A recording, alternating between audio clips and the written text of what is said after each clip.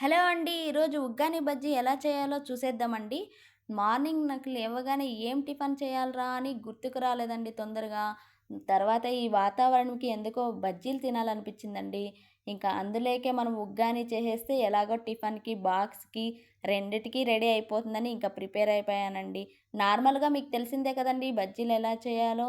ఇక శనగపిండి తీసేసుకొని, కొంచెం బియ్యపు పిండి వేసేసుకొని, అందులోకి జీలకర్ర, ఉప్పు, కారము, కొద్దిగా పసుపు, కొద్దిగా వంట సోడా వేసేసుకున్నానండి. అందులోకే కొద్ది కొద్దిగా వాటర్ ఏసేసుకొని నీట్‌గా కలుపుకున్నానండి. ఉండలు లేకుండా కలుపుకున్నాను. ఈ కన్సిస్టెన్సీ వచ్చేలాగా కలుపుకోవాలండి. చూడండి ఇలా ఈ కన్సిస్టెన్సీ వచ్చేలాగా కలుపుకొని మూత పెట్టేసి ఒక అరగంట నానబెట్టాలండి.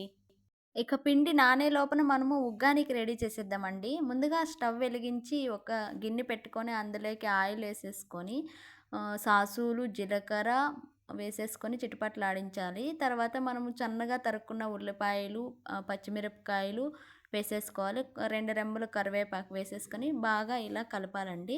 ఒక టమోటా తీసుకొని సన్నగా కట్ చేసుకొని అందులోకే వేసేసుకోవాలండి. అవి కూడా బాగా ఇలా ఫ్రై చేయాలి మనము.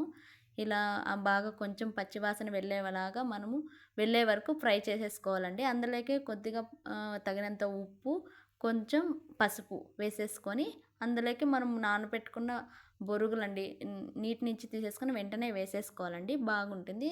ఇలా కలిపేసుకోవాలండి. అంతే అండి ఉగ్గాని రెడీ అయిపోతుంది. ఇంకా కొత్తిమీర ఉంటే కొందరు వేసేసుకోవచ్చు.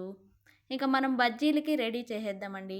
ముందుగా ఒక కడాయి పెట్టి అందులోకి ఆయిలేసి అది ఆయిల్ హీటెక్కాక ఇలా 2 చిలుకలుగా చేసుకున్న మిరపకాయని ఇలా వేసేసుకోవడం అంతే అండి. చాలా బాగుంటుంది.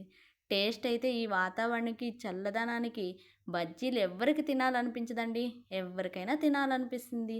చాలా టేస్టీగా అయితే సూపర్‌గొచ్చాయండి చూడండి. ఎంత బాగున్నాయో. టేస్ట్ అయితే సూపర్‌గుందండి. ఇక బజ్జీలు, ఉగ్గాని 2 కాంబినేషన్‌లో తింటుంటే సూపర్‌గుందండి. ఈ వీడియో నచ్చితే లైక్ చేయండి, షేర్ చేయండి,